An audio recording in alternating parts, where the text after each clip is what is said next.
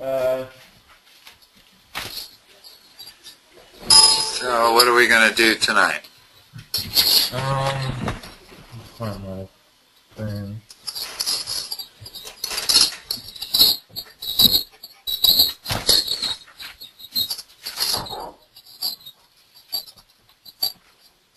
Today was just polynomial and linear factoring.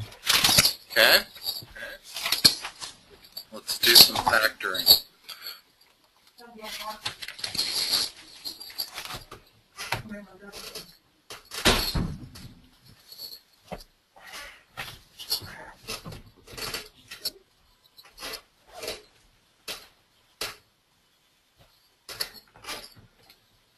Do you, is your homework usually the exercises at the end of the chapter? Yeah, for the most part. Okay. Have you done your homework yet, or are you still working Nope. on it, or you kind of do it as we have a session? Well, that seems like it'd be a good place to start then.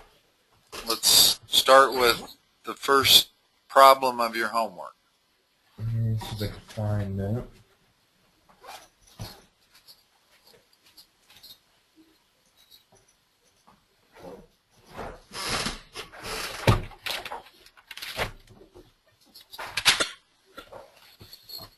Looks like it says determine by inspection the end behavior of the graph of each function.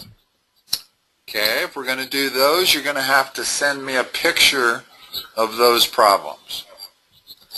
It doesn't even have a graph. Oh, okay. It just says the first one would be y equals 3x plus 2.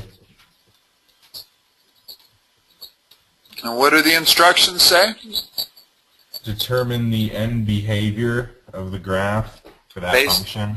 Based on the graph, so it does kind of want us to graph that. You know how to graph this? Nope. What's our starting point? If this is in y equals mx plus b format. So 2, 0. 0, 2. Okay. In other words, that point there is the x-coordinate is 0, the y-coordinate is 2. And the slope is 3. So we go up 3 over 1, approximately looking at that. In behavior means what does y do as x goes to negative infinity, and what does y do as x goes to positive infinity? That's what in behavior means. Okay. What happens to y as x goes to negative infinity? Decreases. Goes to what? I don't know. Negative infinity. Wow. In other words, the more negative I make x, the more negative y is. If I make x negative 1,000,000, then y is negative 3,000,000 plus 2. So I can go all the way to negative infinity on the x-axis, and y goes to negative infinity on its axis. So what happens to the right end behavior? Positive? The definition of right end behavior is what happens when x goes to positive infinity. Okay? What's the next one? I'm kind of confused. No, I don't really get this, at all. Okay? I have no idea what. Can you read the problem? Maybe I can figure it out. Well, just the one we went over. I don't understand that at all. Okay, let me think of a different example. You've had some trig, right? No. None? None. put up a different function. This is not linear. This is quadratic. Now when I plot that like that, that function does not end here. It means it goes on forever. Okay. Okay? The question is what does y do as x goes to negative infinity? What does it appear to do?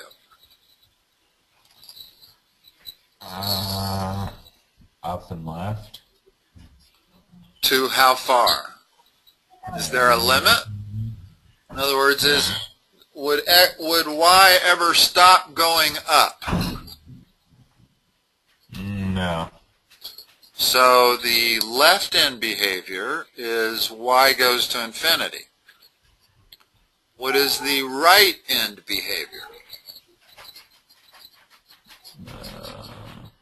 And the moment I say right end behavior, you can substitute what happens as x goes to positive infinity. In other words, if we go this way on the x-axis to infinity, what is y going to do?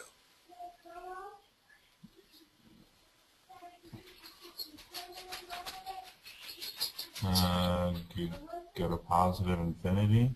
Yeah. So in this function, the left and the right end behavior are the same thing. Y goes to positive infinity. On the previous function, or let's just take a straight linear function, y equal x. There's y equal x, a straight line, or my attempt at one. As x goes to positive infinity, we can see that y just keeps going up. So it goes to positive infinity. As x goes to negative infinity, y just keeps on going down. So it goes to negative infinity, which is different in behavior than the one we just looked at, the parabola. Okay. And the fact that she had a 3x plus 2 doesn't really change anything at all. It's still a linear function. It just goes through a different point and has a little different slope. So it's a little steeper, but as x goes to positive infinity, y still goes to positive infinity. And as x goes to negative infinity, y still goes to negative infinity.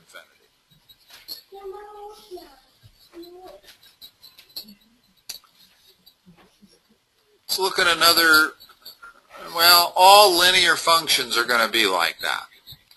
If tonight's session is just on linear functions, then talking about end behavior is a little redundant. I'm not sure why they're doing it.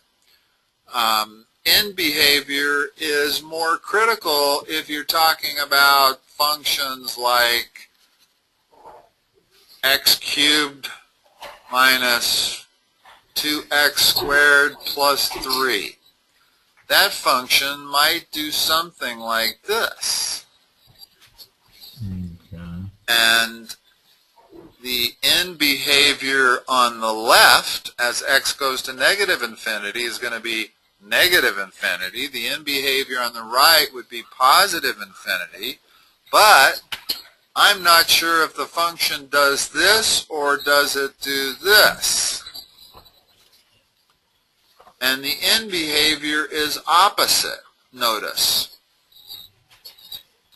And it might do either one. So when you start dealing with cubic functions or higher degree polynomials, your end behavior becomes much more important because it will tell you whether the function is going to do something like this, or will it start from under the x-axis and do that. Notice they have different end behaviors. So that's what this section is leading up to in terms of end behavior of polynomials. It doesn't make a whole lot of sense to talk about end behavior of linear functions because it's always negative infinity. Well, I shouldn't say that. let's take one more linear function. Next one is g of t equals negative t squared plus 2 plus t. Say again? The next problem is g of t equals negative t squared plus t. Okay, this is a good one to look at. Because first of all, it's quadratic in nature. It's not linear. If we want to figure out what happens as, in this case, the axes are not x and y, what are they? G and t. Well, the horizontal axis is t, and the vertical axis is g of t.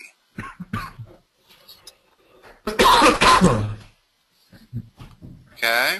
And the question is, they want to know what the end behavior is, right? Yeah. Okay? Well, what happens, we don't have to plot this to see end behavior. First of all, we'd have to figure out how to plot it, and that's a secret not a secret, but that's something we would have to figure out how to do. But there's another way to figure out what end behavior is.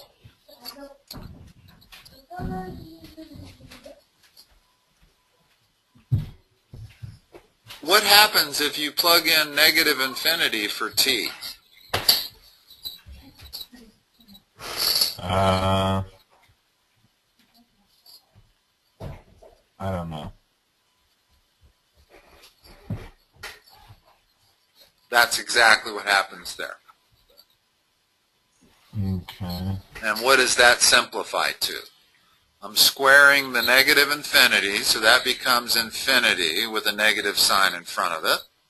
And then I'm adding a negative infinity, so that becomes negative infinity more. So clearly this goes to negative infinity. So we're going to start out somewhere down there. Okay. In other words, as t goes to negative infinity, y, or g of t, goes to negative infinity also.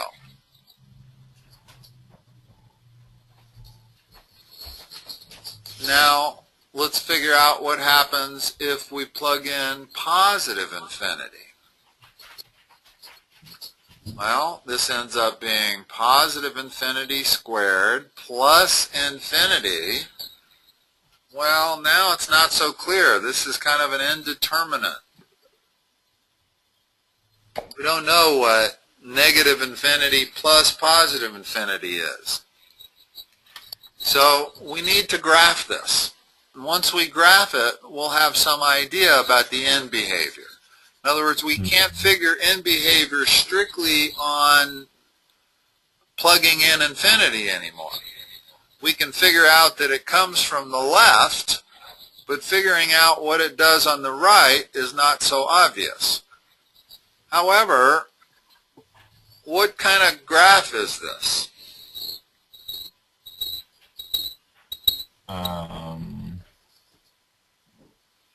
What kind of graph are all quadratics? I don't know. Parabolas. Okay. Okay? So, and if the t squared term has a negative sign in front of it, they're parabolas that are like that. They open downward. Okay. Okay? So, since I figured out where it's coming from on the left, I have a pretty good idea that this probably does that. It's definitely a parabola. And you're not going to make a parabola by coming from positive infinity on the left.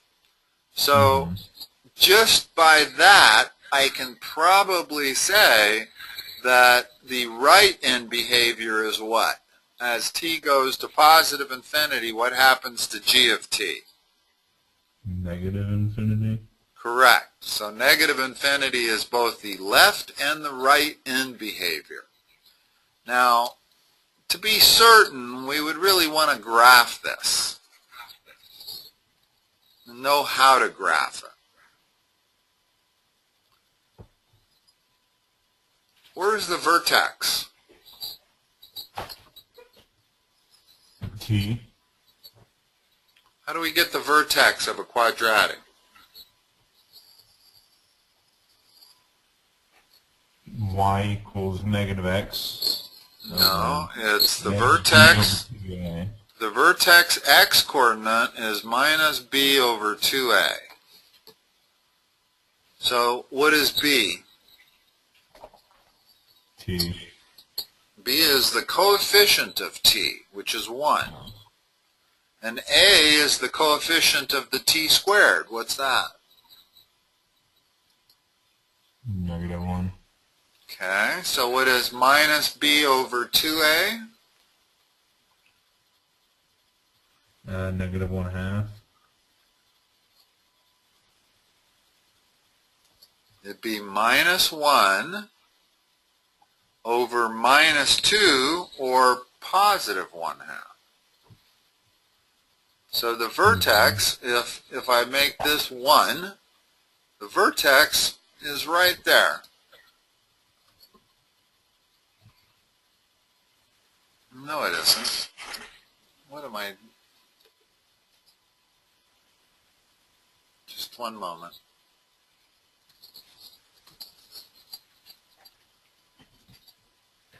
When t is 0, g of t is obviously 0. If we plug in what is g of 0, we get 0. So this graph's got to go through that point right there. I guess the vertex could still be 1/2. Yeah, it is 1/2. Excuse me. Sorry about that. But the x-coordinate is 1/2. So the vertex, the line of symmetry, is that right there. To figure out what the vertical coordinate of the vertex is, we plug in 1/2 for t. Well, when I do that, I get minus 1/2 quantity squared plus 1/2. What is that equal to? Notice I plugged in a plus 1/2. The line of symmetry was plus 1/2. Negative 1 divided by negative 2. It'd be a fourth. Okay, but it's minus a fourth plus a half. That is equal to a fourth. So the y-coordinate of the vertex is right there. So that is the x-coordinate's 1/2, the y-coordinate's 1/4. So now I know that that thing graphs like this. Now it's definitely clear what the end behavior is.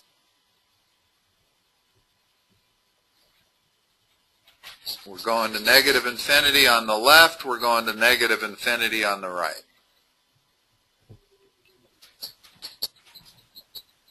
Now, is part of this problem to graph it manually? No. It's not? Nope. Okay. The whole problem was just to figure out the end behavior, huh? Yeah. All right, you got another one? Yeah. That'd be g of x equals x to the 6th.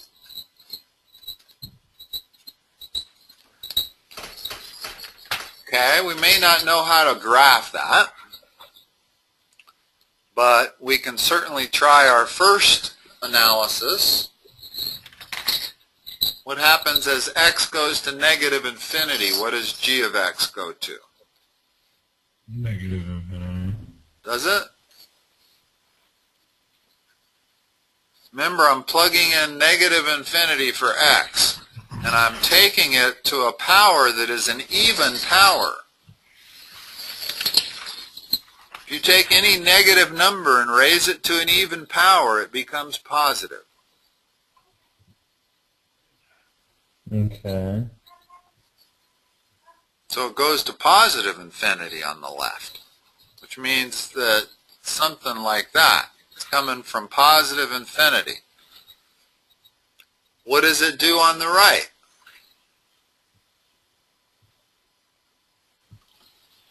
Negative infinity? No, we'll go to positive infinity. It would go to positive infinity.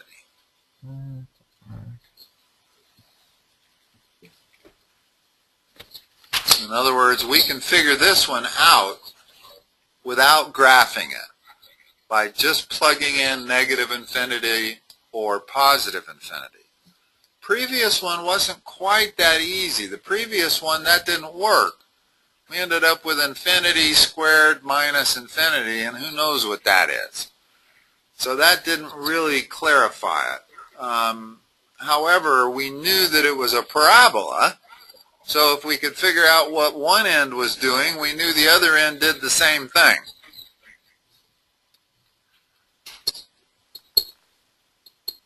And in fact, merely knowing the sign in front of t squared guarantees that the end behavior is negative infinity. Both ends. Because that negative sign tells you you have a parabola that opens downwards, and if a parabola opens downwards, it's got to be coming from negative infinities.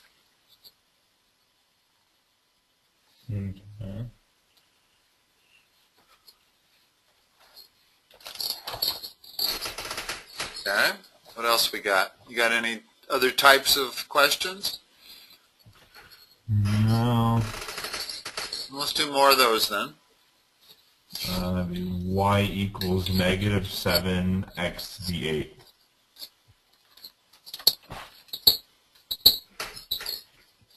Notice the even exponent.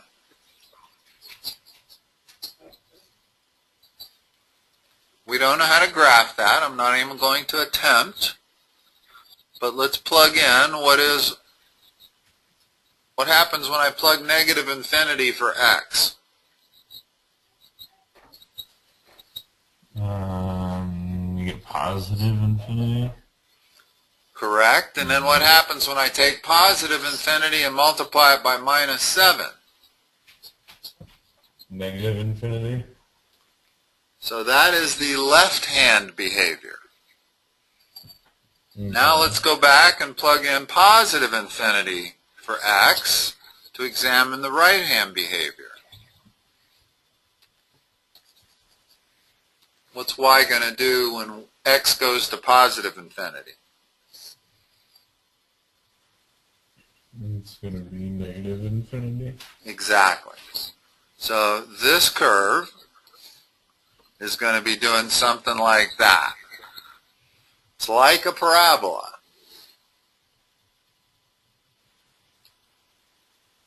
Only it might have humps and bumps in there like that. But the end behavior is what they want you to pay attention to. And it's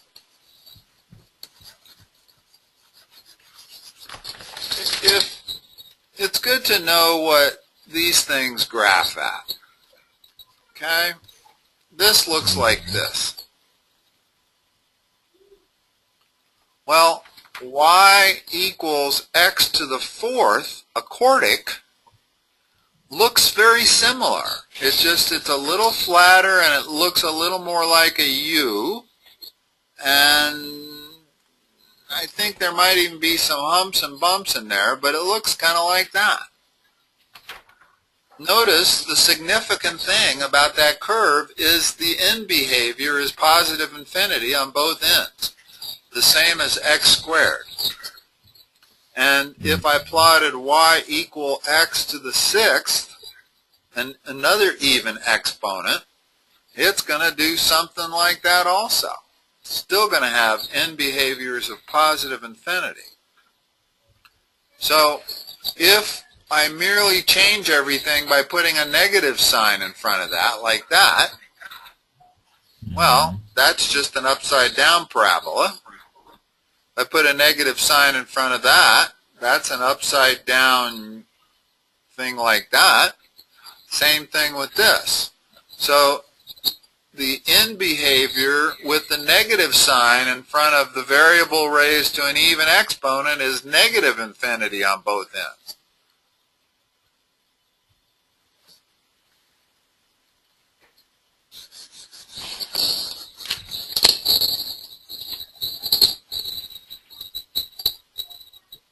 Okay, you got time for another one? Okay, be y equals 1/2 x to the third plus 4x squared plus x minus 1. Are you allowed to use calculators on this? Nope. Okay. This one is going to be a problem. Well, no it isn't. I just realized something that I had forgotten. In behavior, when you have a complicated polynomial of higher degree like this, in behavior is always determined by that term right there, no matter what else follows. Okay? Okay. So if I plug in my negative infinity, what do I get? You get negative infinity. Yes. So the left end behavior is negative infinity. The right end behavior is what?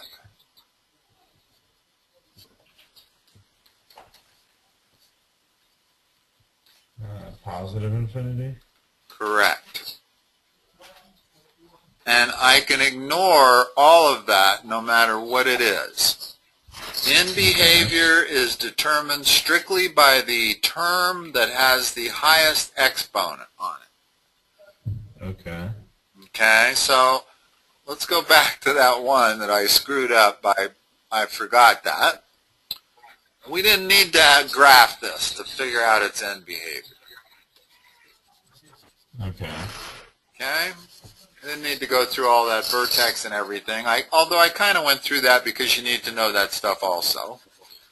But in terms of the end behavior, the only term that matters is this one right here, along with its sign.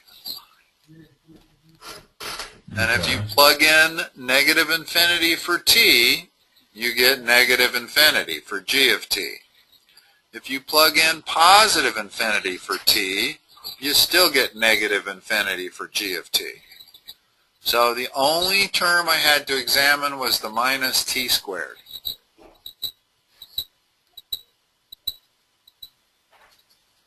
Okay. Okay? So let me give you a quick one here. Just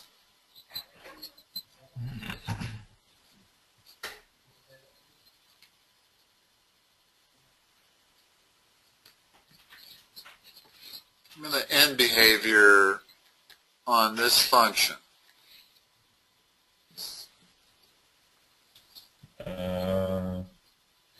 Be positive infinity and negative infinity. Positive on the left, negative on the right. Yeah. Very good. You got it. Only term you had to consider was that one right there. Just plug it in. Negative stays negative. Positive stays positive. Okay, Silas, I think you understand this material pretty good. Okay. Okay? All right. This is good. Make sure you keep bringing the material you're working on to these sessions. I have a sense that the last session we had, we ended up not working on the material you were actually covering in class. We had a test, so it was all new. Okay. Okay. Oh, I see. It was all new material anyway. But it looks like this was the new material, not the stuff I was covering in our last session. Exponents, negative exponents, and synthetic division and all that stuff. You'll get to it eventually, but not right away. I want to make sure I stay on key with your class material. And my goal isn't to teach you math. My goal is to get your grades up. Okay. And in order, the best way to do that is if we cover the material you're covering. And there's a fine line between the material you've covered and the material you're about to cover or are covering. You know, if you're done with material, even if you've done poorly on a test, I'm not sure that our best bet is to go back over that material. Our best bet might be to cover the new material and give you a little bit of a head start on it so that when you go over it in class, you understand it better. And then cover it again with another session. But I think this worked tonight. All right. I will talk to you tomorrow night. Same time. Okay. All right. Bye-bye. Bye.